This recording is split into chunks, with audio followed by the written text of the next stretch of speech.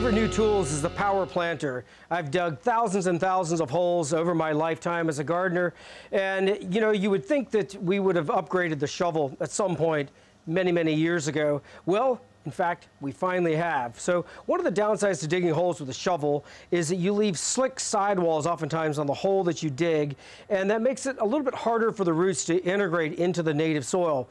What I love about the power planter is that it digs a really nice, fluffy, loose hole that you're able to easily plant. It's way faster than using traditional tools. It's also better for the plants. You get better soil integration. The root systems are going to grow into your soil so much faster, and then they get a head start. Today, we've got hundreds of holes to dig. We've got this landscape makeover that we're right in the middle of, but for jobs small or large, this really is the perfect tool. So today, we're going to be using our 6-inch auger, and it goes on this large DeWalt. So it's super easy to set up. We basically just slide it onto the shaft here. You got these pins that go through here with cotter pins that hold it on. Just make sure your battery's charged up and you're ready to start digging holes.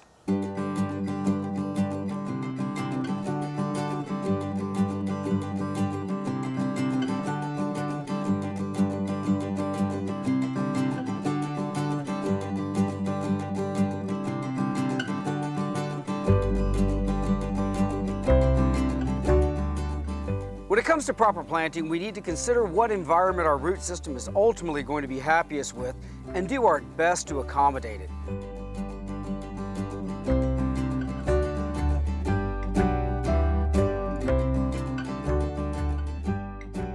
For most plants, they're going to perform best with a nutrient-rich soil that also is not too compact.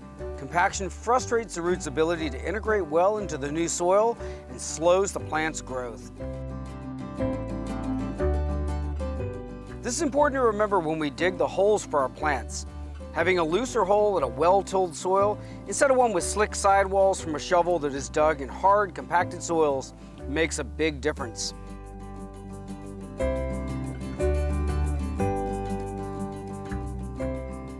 That's why it's also important to remember not to pack the soil too firmly around the plant when placing a plant in the hole. The fill dirt should be firm enough to stay in place and not allow for large air pockets.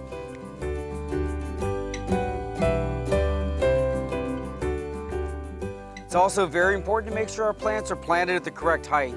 I've seen so many plantings fail because the plants are planted too low and the roots become starved for oxygen. I like to plant my plants anywhere from ½ inch to 1 inch above grade and pull the loose fill dirt up to that level. If the root ball is hard and root bound, it's also a good idea to gently loosen up with our hands before planting.